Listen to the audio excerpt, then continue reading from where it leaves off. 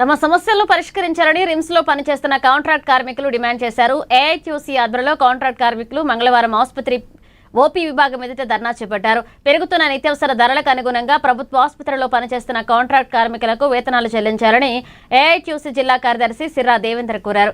వారికి కనీస వేతనం 26,000 రూపాయలు చెల్లించాలని డిమాండ్ చేశారు. అలాగే పెండింగ్ లో ఉన్న వేతనాలతో పాటుగా పీఎఫ్, ఈఎస్ఐ నిధులను వెంటనే విడుదల చేసి కార్మికుల సమస్యను తక్షణమే పరిష్కరించాలని ఆయన కోరారు. సంవత్సరంన్నర కిందట తొలగించిన కాంట్రాక్టర్ స్థానంలో నూతన కాంట్రాక్టర్ నియమించాలని కోరారు. కొత్త కాంట్రాక్టర్ను వేతనాలు 26,000 ఇచ్చేంత వరకు కాంట్రాక్ట్ కార్మికులకు కనీసం 26,000 వేతనాలు లైక్యత కార్మికులకు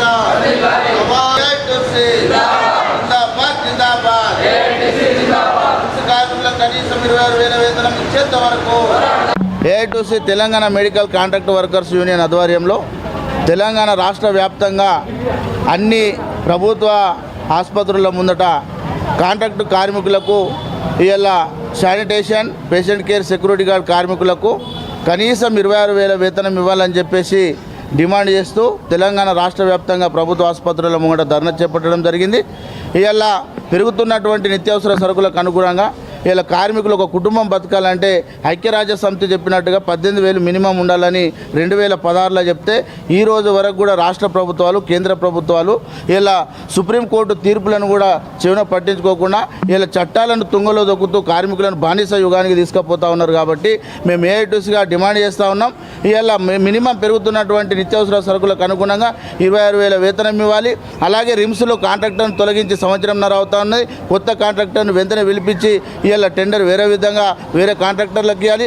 లేదు అని అంటే రాష్ట్ర ప్రభుత్వం చెప్పినట్టుగా ప్రత్యేక కార్పొరేషన్ ఏర్పాటు చేసి నేరుగా కార్మికుల అకౌంట్లకే వేతనాలు కార్పొరేషన్ ద్వారా ఇచ్చేటట్టుగా చర్యలు తీసుకోవాలి. అలాగే సంవత్సరంకు ఇలా బోనస్ రూపంలో 1 నెల వేతనం అదనంగా ఇవ్వాలి.